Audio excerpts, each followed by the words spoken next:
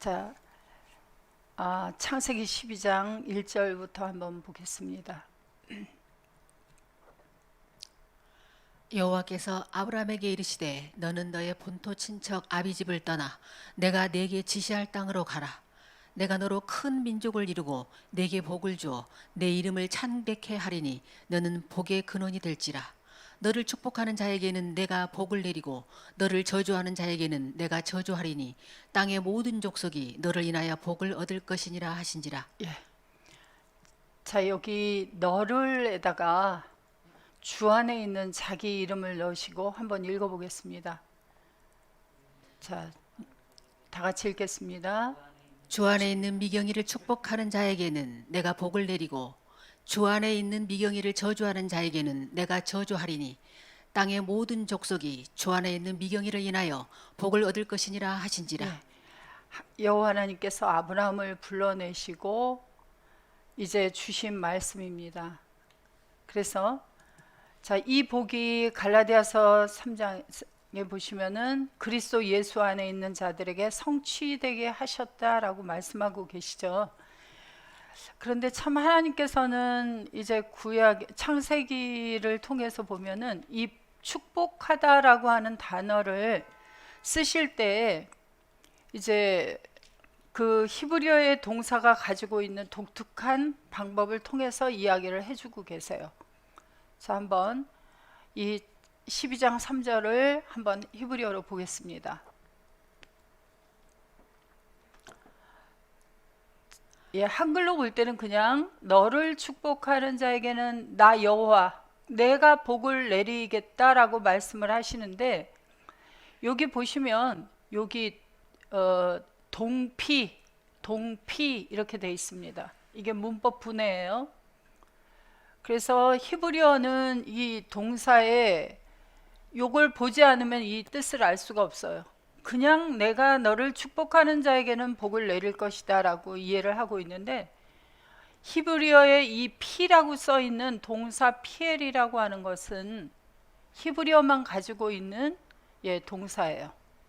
이 피엘이라고 하는 것은 강조의 의미도 있고 다수의 의미도 있고 반복의 의미도 있습니다. 자, 너를 축복하는데 어떻게 축복하느냐면 피엘로, 피엘이니까 뭐예요? 다수. 그래서 이것을 그러니까 복을 주는데 그냥 조금 주는 게 아니라 주실 수 있는 만큼 다 주시겠다는 거예요. 그래서 복을 왕창 쏟아서 줄 수 있는 만큼 너를 축복하는 자에게는, 자, 여기 내가 복을 내릴 것이다 하는데 여기 또 보면 동사 피엘이에요. 하나님께서 복을 내리시는데 얼마만큼 복을 내리겠다고 하냐면 완전한 복을 내려주겠다라고 하는 거예요. 누구에게? 아브라함을 축복하는 자에게는 하나님께서 이와 같이 복을 내려주실 것이다.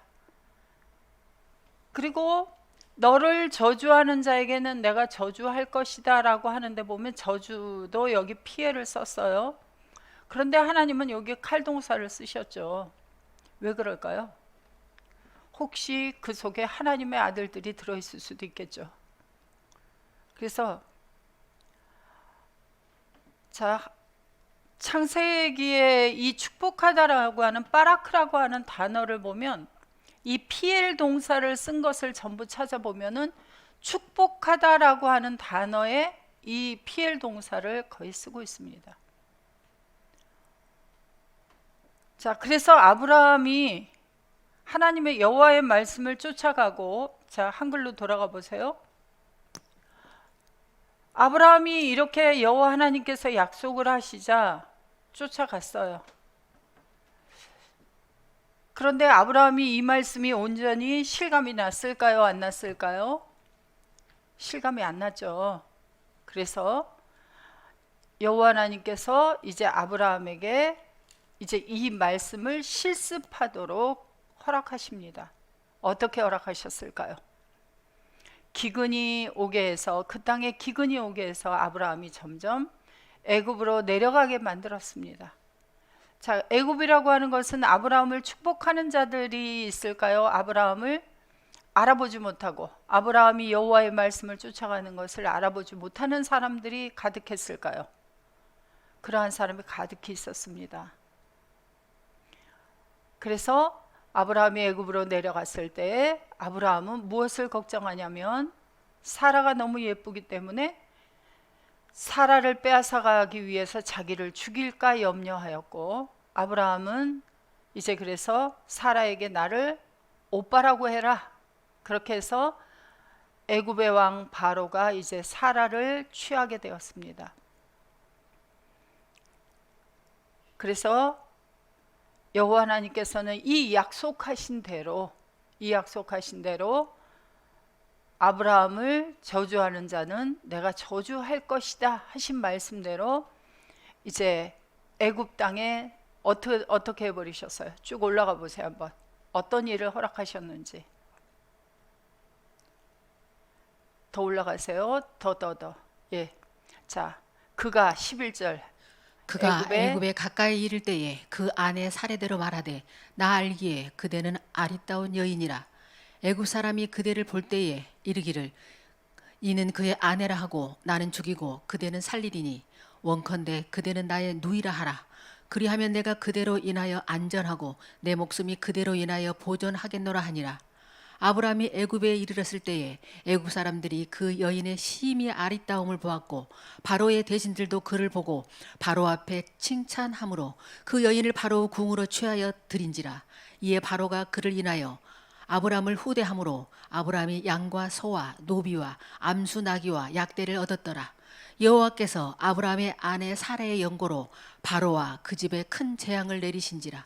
자, 아브라함의 아내를 빼앗은 바로는 그러한 걸 알고 빼앗았나요? 모르고 빼앗았나요?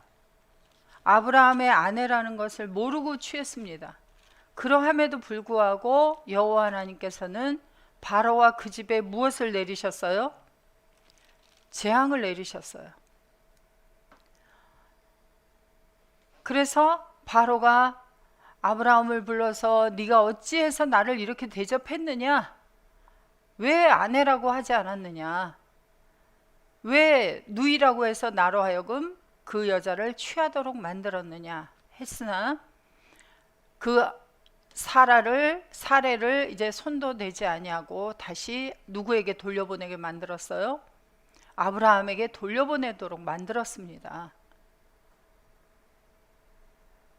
자, 바로가 아브라함을 누구로 보았어요? 여호와의 말씀을 쫓아가는 사람으로 볼 수 없었죠. 자, 오늘날 우린 누구 안에 있어요? 그리스도 예수 안에 있어요. 그러면 자, 우리를 축복하는 것은 누구를 축복하는 것과 같습니까? 우리를 저주하는 것은 누구를 저주하는 것과 같습니까? 이제 그래서 요한일서 5장 자 18절부터 보세요. 하나님께로서 난 자마다 범죄치 아니하는 줄을 우리가 아노라. 하나님께로서 나신 자가 저를 지키심에 악한 자가 저를 만지지도 못하느니라. 아브라함은 여호와 하나님의 몸 밖에서 다니고 있을 때에도 여호와 하나님께서 아브라함을 어떻게 지켜주셨어요? 그래서 구약에서는 우리를 지키시는 것을 눈동자와 같이 지켜주신다 그래요. 그럼 눈동자는 여호와 하나님으로부터 떨어져 있나요? 붙어 있나요? 오늘날 우리는 그리스도 예수 안에 있어요. 그래서 우리를 누가 지켜주시고 계십니까? 주님이 지켜주고 계시죠. 그래서 우리가 그러한 것들을 깨닫지 못할 때가 있어요. 그래서 우리에게 많은 일들이 주어지게 되어지고 우리가 어떠한 존재라고 하는 것을 알 수 있도록 아버지께서는 실습을 시켜주는 기간도 있습니다. 자, 2000년 전에 예수님께서 오셨어요. 그래서 예수님께서 다니시는데 예수님은 누구와 똑같은 모습이셨어요? 동네 아저씨하고 똑같은 모습으로 다니셨습니다. 그냥 요셉과 마리아의 아들로서 이웃집에 있는 아저씨의 모습이에요. 왜 아저씨라고 하냐면 30세쯤 되었더라 할 때부터 복음을 증거하시기 시작하셨습니다. 공생의 삶을 시작하신 거죠. 그래서 공생의 삶을 시작하실 때 똑같이 유대인들과 똑같은 모습으로 이제 다니셨습니다. 그래서 예수님께서 마태복음 16장 13절부터 보시면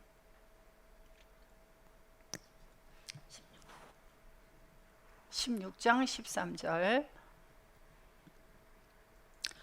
예수께서 가이사라 빌립보 지방에 이르러 제자들에게 물어 가라사대 사람들이 인자를 누구라 하느냐 가로되 더러는 세례 요한 더러는 엘리야 어떤 이는 예레미야나 선지자 중에 하나라 하나이다. 예, 이것도 대단히 예수님을 높여준 거예요. 그렇죠. 왜냐하면 마태복음 12장이나 13장에는 저가 요셉과 마리아의 아들이 아니냐라고 하는데 16장에 와서는 그래도 자기들이 존경하는 어떤 선지자 중에 하나와 같은 존재입니다라고 그렇게 대답을 하고 있습니다. 그래서 예수님께서는 제자들에게 물었어요. 가라사대 너희는 나를 누구라 하느냐? 시몬 베드로가 대답하여 가로되 주는 그리스도시요 살아계신 하나님의 아들이시니이다. 자, 여러분들은 여러분 자신을 누구라고 대답할 수 있어요? 그래서 저는 이 베드로가 이 뒤에는 사탄아 내 뒤로 물러가라 예수님 앞에 책망을 받기도 해요. 그런데 이때 대답을 보면 이웃집 아저씨와 똑같이 생긴 바로 예수님을 바라보고 주는 그리스도시요 살아계신 하나님의 아들입니다 라고 대답을 하고 있어요. 자, 우리도 그리스도 예수 안에 들어가 있는데 우리의 모습이 누구와 똑같아요? 아직 젊은 사람들은 이웃집에 아가씨나 총각과 같은 모습이고 나이가 먹은 사람들은 이웃집의 아저씨나 아줌마와 같은 모습들이에요. 그럼에도 불구하고 우리는 스스로에게 질문을 한번 던져봐야 되죠. 너는 나를 누구라고 하느냐? 지금 어디서 질문을 하고 계세요? 내 안에서 질문을 하고 계시죠. 너는 나를 누구라고 하느냐? 그분이 바로 누구하고 같이 있어요? 나를 감싸고 계세요.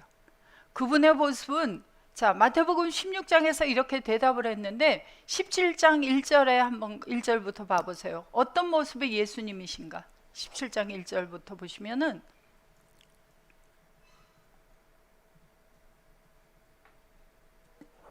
엿새 후에 예수께서 베드로와 야고보와 그 형제 요한을 데리시고 따로 높은 산에 올라가셨더니 저희 앞에서 변형되사 그 얼굴이 해같이 빛나며 옷이 빛과 같이 희어졌더라. 자, 지금 우리를 감싸고 계시는 주님의 모습이 어떤 모습인데 그 모습을 감추시고 우리와 함께 계시면서 지금 질문을 하고 계시는 거예요. 너는 나를 누구라고 하느냐? 질문을 하고 계십니다. 자, 우리가 초막절을 공부하면서 왜 이와 같은 이야기를 하느냐 하는 것은 이제 초막절의 말씀을 풀어가면서 또 우리가 보도록 하겠습니다. 자, 요한복음 7장 1절 이후에 예수께서 갈릴리에서 다니시고 유대에서 다니려 아니하심은 유대인들이 죽이려 함이러라. 유대인의 명절인 초막절이 가까운지라. 자, 예수님께서 누구라고 조금 아까 고백을 했어요. 베드로가 주는 그리스도시요. 요한복음에도 요한복음 이 7장 바로 앞에 6장 마지막 부분에 가서 보시면은 자, 요한복음 6장 68절부터 한번 보세요. 시몬 베드로가 대답하되 주여 영생의 말씀이 계심에 우리가 네게로 가오리이까 우리가 주는 하나님의 거룩하신 자신 줄 믿고 알았삼나이다. 수많은 사람들이 예수님을 따라왔다가 예수님께서 그들이 원하는 무엇을 주지 않았어요. 다음 날에 보리빵과 생선을 주지 않았을 때에 많은 사람이 물러가고 12명이 남았습니다. 그때 예수님께서는 제자들에게 질문을 했어요. 너희도 가려느냐라고 질문을 할 때 베드로가 대답하죠. 주여. 주여가 누구예요 지금? 베드로 앞에 있는 외모는 이웃집 아저씨와 같은 모습을 한 예수님이에요. 그에게 주여 영생의 말씀이 계심에 우리가 누게로 가오리이까. 자, 영생의 말씀이 누구에게 있다는 거예요? 영생의 말씀을 누가 가지고 있다는 거예요? 이웃집 아저씨와 같은 모습인 예수님이 바로 그 말씀을 가지고 있고, 그렇기 때문에 우리는 다른 누구에게로 갈 수가 없습니다 라고 이야기를 하는 거죠. 자, 그리고 69절부터 헬라어로 한번 보겠습니다. 헬라어로.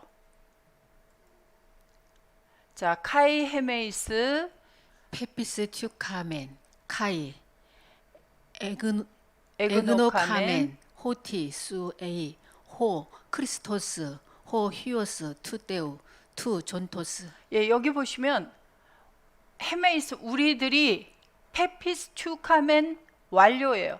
이미 믿었습니다. 그리고 우리가 에그노카멘 이미 알았습니다. 완료예요. 무엇을 알았느냐면 당신은 호 크리스토스, 그리스도 존재라는 것을 알았다. 그런데 어떤 그리스도냐면 호 휘오스 투 테우 투 존토스, 지금 살아있는, 과거에 살아있고 지금 살아있지 않느냐 아니라 이 존토스는 지금 살아있는 하나님의, 자, 하나님은 돌아가시는 분입니까? 돌아가지 않는 분입니까?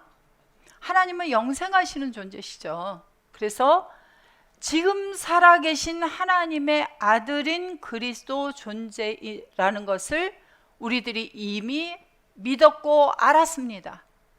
자, 그러면 우리는 지금 현재 누구의 아들이에요? 하나님을 누구라고 부르죠?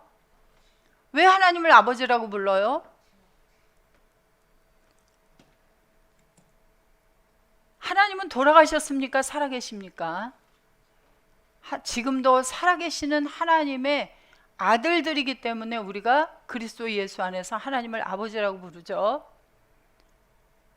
그리고 기름 부음 받은 자, 바로 예수 그리스도 안에서 우리가 기름 부음 받은 존재라는 것을 우리가 믿었고 알았습니다 라고 이야기를 하고 있어요.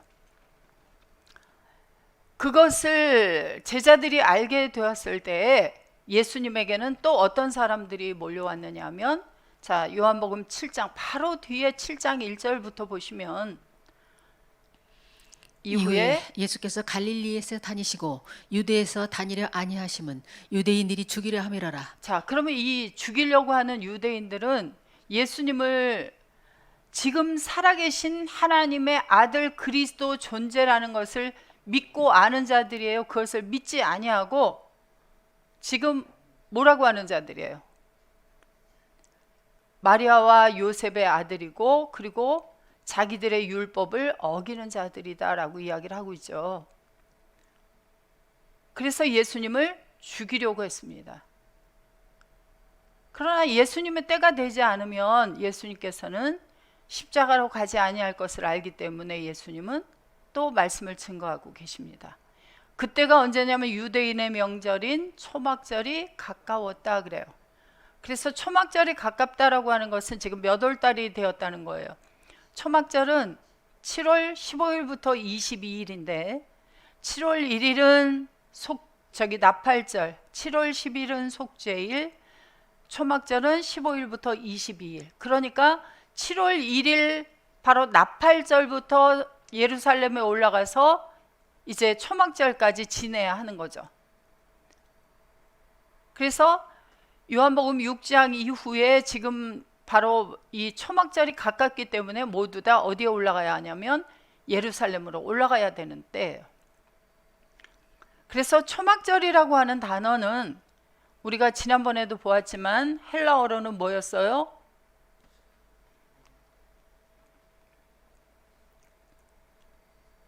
초막절은 스케노페기아. 그래서 초막절은 헬라어로는 스페노페기아입니다. 자, 우리가 레위기 23장에서 우리가 이제 초막절의 유래를 보았어요. 23장 34절부터 이스라엘 자손에게 고하여 이르라. 7월 15일은 초막절이니 여호와를 위하여 7일 동안 지킬 것이라. 첫날에는 성회가 있을지니 너희는 아무 노동도 하지 말지며 7일 동안에 너희는 화제를 여호와께 드릴 것이요 제8일에도 너희에게 성회가 될 것이며 화제를 여호와께 드릴지니 이는 거룩한 대회라. 너희는 아무 노동도 하지 말지니라. 그래서 아무 노동도 하지 않는 것이 아니라 바로 너희들이 초막절에 들어갔으면 바로 초막이신 분과 함께해서 천사가 하는 하나님의 일을 해야지 너희 혼자 스스로 그 일은 하지 말아라 라고 말씀하셨습니다. 그래서 이 초막이라고 하는 것이 구약에서는 이제 나무 가지들을 모아서 초막을 만들고 그곳에 들어가서 거하도록 하는 절기를 지냈습니다. 그래서 이것은 자 신명기 16장 13절부터 보면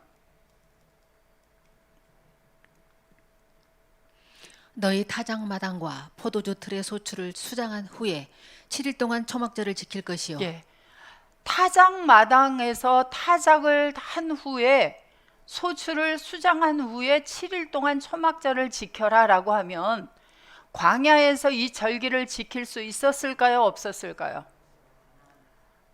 광야에 있는 동안에는 그들은 광야에서 농사를 짓지 않았습니다.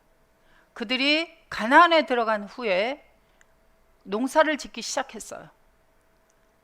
그래서 광야에 있는 동안에는 만나를 내려서 먹게 하셨고 가나안에 들어간 후에는 이제 처음 소출이 나올 때에 만나가 그치게 되어졌어요. 그래서 초실절부터 이 절기들은 가나안에 들어가야만 지킬 수 있었기 때문에 광야에서는 하나님께서 말씀하시는 이 절기를 지킬 수 없었다는 것을 알 수 있어요. 그래서 가나안이라고 하는 것은 구약에 내가 지시하는 한 땅, 가나안은 바로 어떤 땅이라고 하냐면 신명기 10장 11절 보시면 11장 10절 내가 들어가 얻으려 하는 땅은 내가 나온 애굽 땅과 같지 아니하니 거기서는 너희가 파종한 후에 발로 물대기를 채소밭에 댐과 같이 하였거니와 너희가 건너가서 얻을 땅은 산과 골짜기가 있어서 하늘에서 내리는 비를 흡수하는 땅이요 내 하나님 여호와께서 권고하시는 땅이라 새초부터 새말까지 내 하나님 여호와의 눈이 항상 그 위에 있느니라. 그래서 자 너희가 나온 어느 땅과 같지 아니하다고요? 10절 보시면 애굽 땅과 같지 아니하다. 자 너희들이 나온 애굽 땅과 같지 아니하다. 그래서 히브리 백성들을 애굽에 들여보내시고 애굽에서 400여 년 동안 종살이를 하게 하신 후에 애굽에서 물론 나왔습니다. 그러나 이 애굽이라고 하는 것은 단지 지리적인 애굽만 있는 것이 아니라 오늘날 세상만 얘기하는 것이 아니라 이 애굽이라고 하는 것은 세상에서 나와서 광야 교회로 나와서 예수 그리스도 안으로 들어가는 것도 이야기를 하지만 이 애굽이라고 하는 것은 이사야서 31장 3절에 보시면은 진동시키시는 31장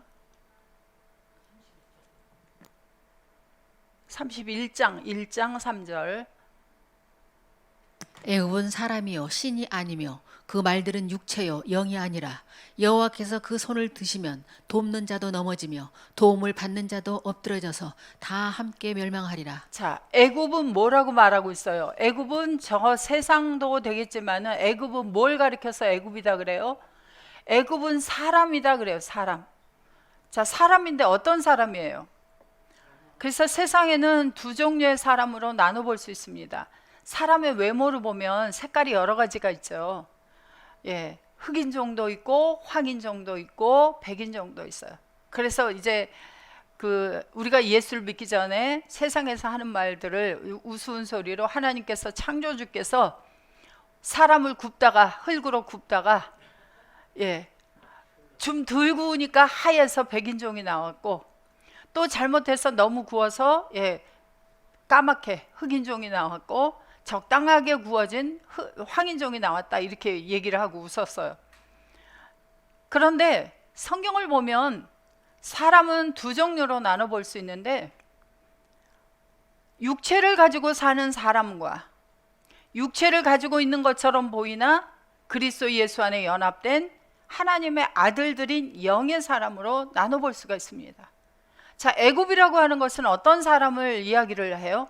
애굽은 바로 혈과 육의 육체를 가지고 호흡을 하고 입으로 들어가는 것만을 먹는 것을 양식으로 여기면서 살아가는 사람들을 가리켜서 성경은 사람이다, 애굽이다 그렇게 이야기를 하고 있어요. 우리는 그러면 무엇을 먹어야 삽니까? 우리는 입으로 들어가는 것도 아침, 점심, 저녁을 먹기는 하지만 우리가 먹어야 될 알지 못하는 다른 양식을 또 하나 가지고 있습니다. 그래서 하나님께서 우리가 그 양식을 먹어야 사는 것을 모를 때 우리를 광야 40년 동안 낮추시고 줄이게 하셔서 우리로 하여금 우리가 입으로 들어가는 양식만 먹어서 사는 사람이 아니라 하나님의 입으로부터 나오는 양식을 먹어야 하는 사람임을 하나님께서는 알도록 우리를 훈련시키셨다 그래요. 그래서 우리는 이 혈과 육의 육체로만 이루어진 사람들이 아니기 때문에 다른 먹어야 될 양식을 또 하나 가지고 있는 거예요. 그래서 애굽이라고 하는 것은 너희가 나온 애굽은, 자, 우리도 하나님의 아들들로 이 땅에 태어날 때는 똑같이 혈과 육의 육체 애굽에 속해서 우리가 태어나게 되었고 그 속에서 어느 때까지 살다가 하나님께서 사랑하는 자들에게 예수 그리스도를 보내주셔서 그 예수께서 오셔서 우리를 애굽으로부터 건져내시고 우리를 광야에서 훈련하시고 우리가 무엇을 먹고 살아야 하는지를 온전히 알게 하시고 예수 그리스도 안에 있는 하나님의 아들임을 우리로 하여금 알게 해주셨어요. 그래서 우리는 코로 호흡하고 입으로 들어가는 양식으로만 사는 그러한 사람들이 아닙니다. 그래서 신명기 11장 10절 다시 가서 보시면은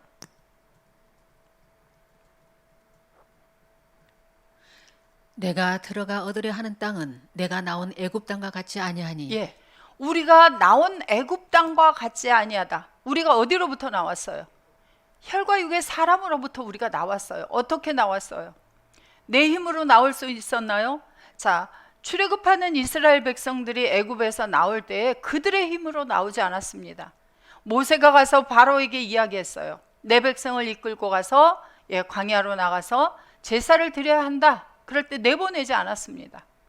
그래서 하나님께서는 바로의 마음을 강팍하게 만들어서 10가지의 재앙을 애굽에 내리고 난 후에 마지막 재앙이 뭐였어요? 애굽의 장자를 죽게 하는 재앙을 내리고 난 다음에 바로가 내어보내 주었습니다. 그렇게 하고 우리를 그 히브리 백성들을 건져냈어요. 그것처럼 우리도 마찬가지예요. 이 애굽이라고 하는 혈과 육에서 나올 때 우리의 힘으로 나올 수 없었습니다.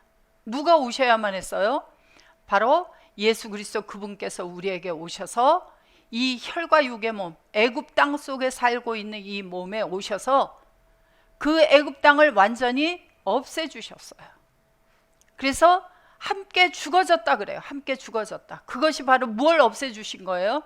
애굽 땅이라고 하는 것을 나에게서 완전히 제하여 주시고 그리고 예수 그리스도 안에서 함께 다시 살아나게 하셔서 바로 우리를 하나님의 나라로 옮겨 놓으시고 하나님의 아들들은 그때부터 광야와 같은 길을 걸어가는데 우리는 예수 그리스도 안에서 걸어가면서 우리를 훈련시켜 주시는 거예요. 그래서 애굽 땅과 같지 아니하다. 우리가 애굽 땅에 있을 때는 하늘에서 내리는 비를 흡수할 수가 없었습니다.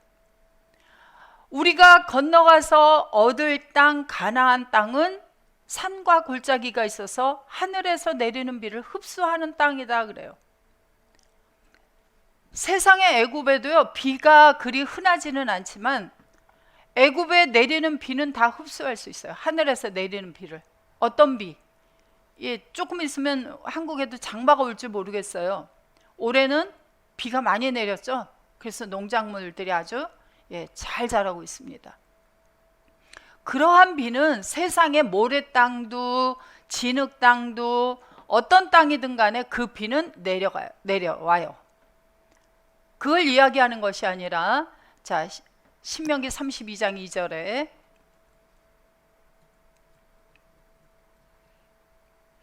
나의 교훈은 내리는 비요 나의 말은 맺히는 이슬이요 연한 풀 위에 가는 비요 채소 위에 담비로다. 예. 나의 교훈은 누구의 교훈이에요? 여호와 하나님의 교훈은, 그럼 오늘날은 누구의 교훈이에요? 신약으로 넘어오면 여호와는, 구약의 여호와는 신약의 예수 그리스도, 예수 그리스도를 통해서 나오는 교훈은, 왜 여기 나의 교훈은 나의 말은 그랬을까요? 성경책에 하나님의 말씀이 기록되어 있는데 이 성경에 기록된 말씀은이라고 하지 아니하고 왜 나의 교훈은 나의 말은이라고 하셨을까요?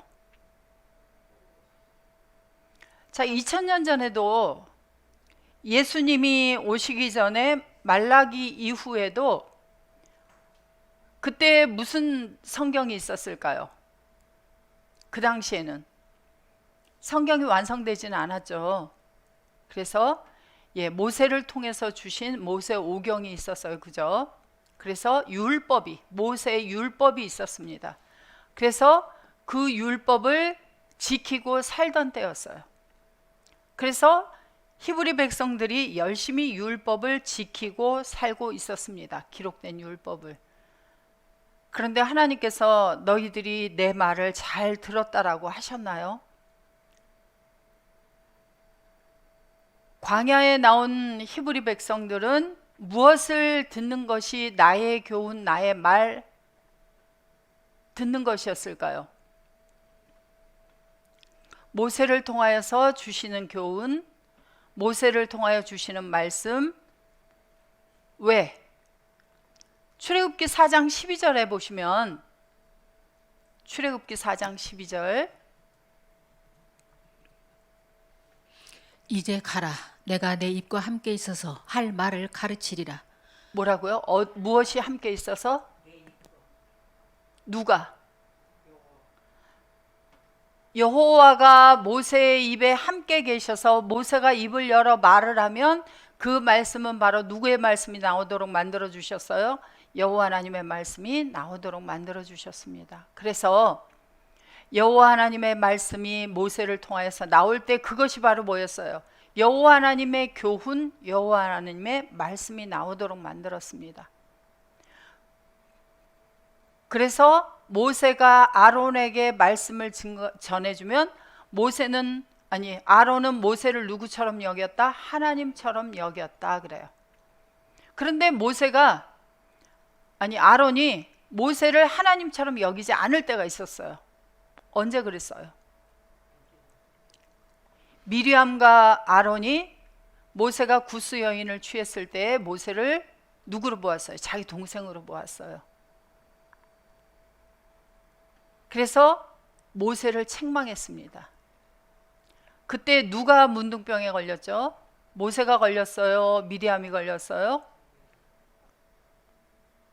자, 2000년 전에 예수님께서 오셨을 때에는 하나님의 말씀이 누구에게 있었어요? 그래서 요한복음 14장 10절에 보시면, 나는 아버지 안에 있고 아버지는 내 안에 계신 것을 내가 믿지 아니하느냐. 내가 너희에게 이르는 말이 스스로 하는 것이 아니라 아버지께서 내 안에 계셔 그의 일을 하시는 것이라. 예수님이 입을 열어 말씀을 하시면 왜 아버지께서 하시는 말씀이 예수님을 통해서 나오느냐 하면, 예수님은 아버지 안에 있고 아버지는 내 안에 있다 그래요. 그래서 하나님 아버지와 예수님께서 한 존재가 되어 계셔서 말씀을 증거할 때 하나님의 말씀이 나왔어요.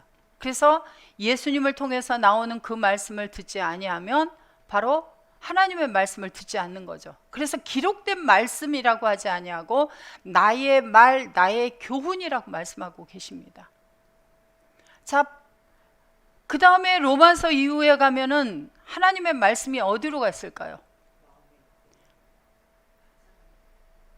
로마서 10장 8절에 보면은, 그러면 무엇을 말하느뇨? 말씀이 내게 가까워 내 입에 있으며 내 마음에 있다 하였으니 곧 우리가 전파하는 믿음의 말씀이라. 그래서 하나님의 말씀이 입에도 있고 마음에도 있고, 말씀이 뭐예요? 예수 그리스도가 입에도 있고 마음에도 있는 사람을 통해서 나오게 되어져요. 그래서 고린도후서 5장 17절부터 바로 그러한 사람을 이야기해 주고 있죠. 5장 17절. 그런즉 누구든지 그리스도 안에 있으면 새로운 피조물이라. 이전 것은 지나갔으니 보라 새 것이 되었도다. 예수 그리스도 안에 있는 사람은 이제 예수님과 함께해서 예수님의 입이 되어서 예수님의 마음이 되어서 화목해하는 직책을 넘겨받고, 그리고 보니까 그리스도 안에 있는 나와 함께 누가 같이 계셔요? 18절에 보니까, 19절에 보니까 이는 하나님께서 그리스도 안에 계시사. 예, 하나님도 그리스도 안에 있고 나도 그리스도 안에 있고, 그래서 나아가서 바로 하나님의 말씀을 증거할 때 말씀이 마음에도 있고 입에도 있어서 바로 바울을 시작으로 해서 그리스도 예수 안에 연합된 사람들을 통해서 하나님의 말씀이 증거되도록 했습니다. 그래서 오늘날에도 동일하게 그리스도 안에 있는 자를 통해서 하나님의 말씀이 전파되어지기 시작해요. 그러면 나의 교훈은, 나의 말은 맺히는 이슬이요 할 때 내리는 비요, 가는 비요, 단비요 하는 말씀들은 오늘날 누구를 통해서 나와지고 있는 거예요? 그래서 신명기 32장 2절에서 말씀하신 나의 교훈은, 나의 말은 이슬이고 비다라고 하는 이것들이 오늘날 그리스도 예수 안에 연합된 자를 통해서 이 말씀은 동일하게 전파되어지고 있습니다. 그러면 다시 신명기 11장 10절 가보세요. 자, 너희가 나온 그 애굽 땅은 하늘에서 내리는 비를 흡수하지 할 수가 없는 땅이다. 그럼 혈과 육으로 살고 있는 사람들은 하늘에서 내리는 비를 흡수할 수 없다는 것은 무엇을 흡수할 수 없는 거예요? 주와 연합된 하나님의 말씀이 내려서 흡수된다는 건 뭐예요? 흡수된다는 건 그 말씀이 들어와 마음의 자리를 잡고, 자리를 잡는다는 건 뭐죠? 함께 죽고 함께 살아나 예수 그리스도와 연합된, 말씀과 연합된 사람이 만들어져야 되는데, 그렇게 될 수 없는 것을 흡수할 수 없다. 흡수할 수 있다는 건 뭐예요? 그 말씀이 나에게 들어와서 함께 죽어지고 함께 살아나 그 말씀을 가지고 있는 사람이 만들어지는 것을 가리켜서 흡수한다라고 이야기하고 있어요. 그렇기 때문에 흡수하는 땅은 바로 내 하나님 여호와께서 권고하시는 땅이다. 권고는 뭐예요? 늘 기억하는 땅이다. 그러면 말씀이신 분 예수 그리스도가 멀리 떨어져서 기억해 주는 거예요? 하나가 되어져서 기억해 주는 거예요? 하나가 되어져서, 한 존재가 되어져서 기억해 주니까 세초부터 세말까지 여호와의 눈이 항상 그 위에만 머물렀어요. 한 존재가 되어서 계셔요. 한 존재가 되어서 항상 함께 하고 있는 존재다라고 말씀을 하고 계십니다. 그래서 바로 애굽 땅은 하늘로부터 내리는 비를 흡수할 수가 없어요. 하늘이 보이지가 않으니까. 그러나 가나안이라고 하는 우리가 들어가서 얻는 땅은 바로 무엇을 흡수할 수 있어요? 하늘에서 내리는 비를 흡수할 수가 있다. 그러면 하늘이 보여져야 돼요? 하늘이 안 보여져야 돼요?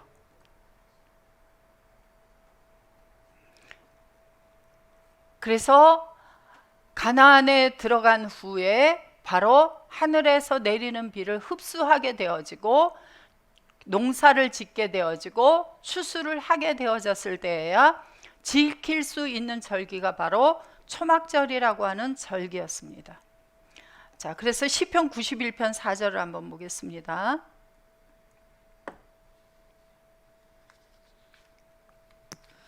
저가 너를 그 깃으로 덮으시리니 내가 그 날개 아래 피하리로다.